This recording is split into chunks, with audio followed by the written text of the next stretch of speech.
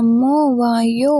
ఏంటిది అరిటాకులా? లేకపోతే నిజంగా మనీ ప్లాంటేనా? ఇంత పెద్ద ఆకులున్న మనీ ప్లాంట్‌ని మీరెవ్వరైనా చూసారా? ఎప్పుడన్నా చూసారా? చూడండి ఎంత పెద్ద మనీ ప్లాంట్ ఆకులో నా అరచెయ్యి కూడా సరిపోవట్లేదు. చూసారు కదా! ఎంత పెద్దగా ఉందో. మీ ఇంట్లో కూడా ఇలాంటి మనీ ప్లాంట్‌ని తెచ్చుకొని పెట్టుకోండి. Hi everyone! రోజ్‌మెరీ ప్లాంట్‌ని నేను తీసుకొచ్చినప్పుడు చాలా ఫ్రెష్‌గా ఉంది.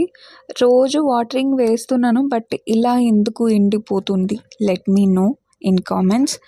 ఇది ఎండిపోకుండా ఫ్రెష్‌గా ఉండాలంటే దీనికి ఏమి ఇవ్వాలి అనేది నాకు కొంచెం కామెంట్ రూపంలో తెలియచేయండి.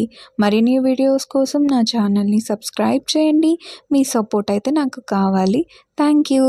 Thank you so much. వామ్మో! మా గార్డెన్‌లో ఎన్ని తులసి మొక్కలున్నాయో చూసారా?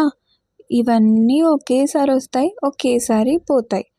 సో, ఇప్పుడున్న ఈ తులసి మొక్కల్ని ఏం చేయాలో తెలియట్లేదు. సో, మీరు కామెంట్ రూపంలో తెలియచేయండి. వీటితో మనం ఏమన్నా యూజ్ చేయొచ్చు అంటే సబ్స్క్రైబ్ చేయండి మరిన్ని వీడియోస్ కోసం. Thank you.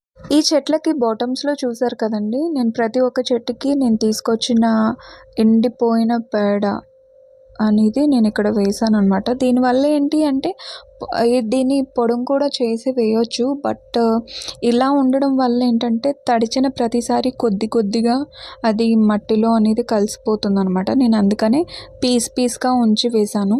ఈ విధంగా కూడా మనం చెట్లకి ఇవ్వడం వల్ల ఇలా ఫ్లవరింగ్ అనేది త్వరగా వస్తుందనమాట. సో, అలా పౌడర్‌గానే కాదు ఇలా కూడా మనం వేయొచ్చు. సో, నా వీడియోస్ కనుక నచ్చితే సపోర్ట్ చేయండి. ఇక్కడ చూస్తున్న ఈ పాదేందో నాకు తెలియదు. దీంట్లో మాత్రం నేను వేసిన కాకరకాయ పాదైతే ఉంది. అది పూలు పూస్తున్నాయి. అండ్ అక్కడక్కడ కాయలు కూడా ఉన్నాయి. నాకైతే పెద్దది కొంచెం మీడియం సైజులో కాకరకాయ అయితే కనిపించింది.